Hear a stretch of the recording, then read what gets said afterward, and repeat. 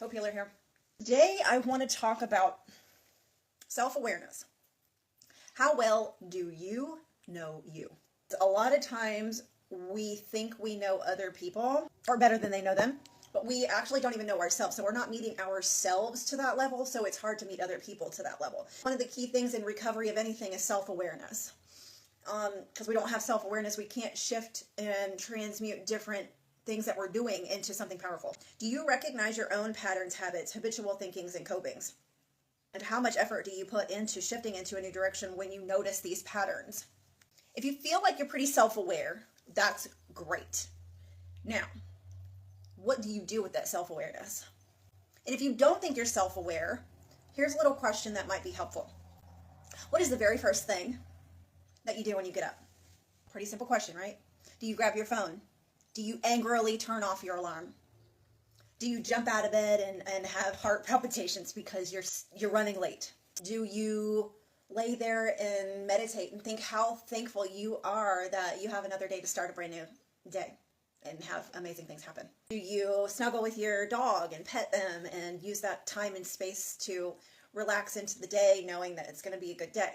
That's one of the most incredible ways to know that. Are you self-aware? Like, do you know what you do immediately the first thing part of your day? Do you run and get the coffee maker going?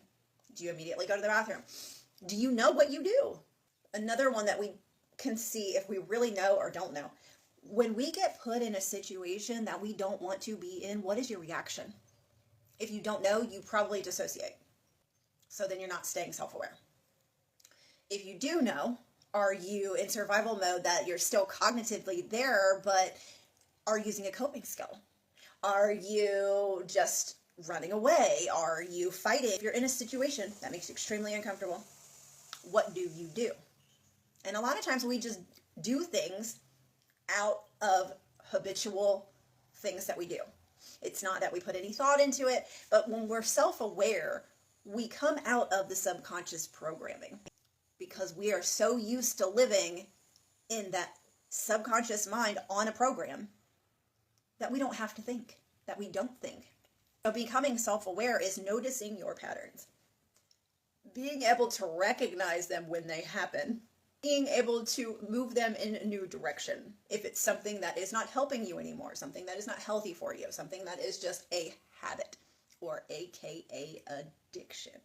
Once you recognize your patterns and going, ooh, okay, I just did something that I don't want to do anymore, and it's because it's out of habit. Okay, now instead of shaming yourself for it, go, thank you for recognizing that.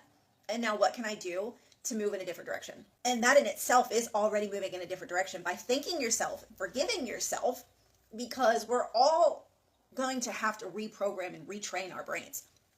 With trauma and recovery of anything, our brain is molded to do these habitual things. So we have to relearn, unlearn, and find new ways of thinking, being, speaking, doing, and all of that. Just learning that awareness and being able to embrace it. Don't shame yourself for it, because then you're not going to change anything. You're going to still be in this same survival mode. Because if we're like blaming and shaming ourselves for it, then we're like feeling a failure and that stuff. So if you're like, thank you for recognizing my pattern. Thank you for allowing me the space to forgive myself for having those patterns, and thank myself for that pattern keeping me safe in the past, because it was serving a purpose at one point. It may no longer have that purpose, but at one point there was a purpose and it served itself. And now we have to embrace that journey. Thank you for keeping me safe with that habitual thinking pattern or the, reactive pattern, and grow from it. Because acknowledging things out loud is how we recognize things easier. Because if we're just like thinking it in our mind, okay, that's great. But when we're saying it out loud, we're giving it more punch. It clicks more things in our brain, what we call neurotransmitters or whatever. We're retraining our brain to function a different way. So like when we first wake up in the day and we're already like, I gotta go, I'm late. Oh my gosh, let me grab my coffee and I get more of this. And then, we're training our brain to live in that anxiety all day long.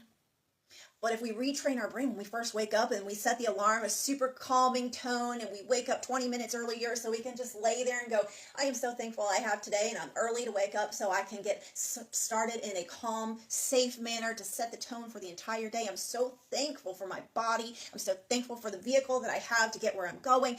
It completely changes your life. You have to have it in a new habit form because we're replacing old ones. So, recognizing your patterns and being self-aware is part of it, but retraining your brain to something new is the longer part of it. And so I hope this was informational. I hope somebody got something out of this.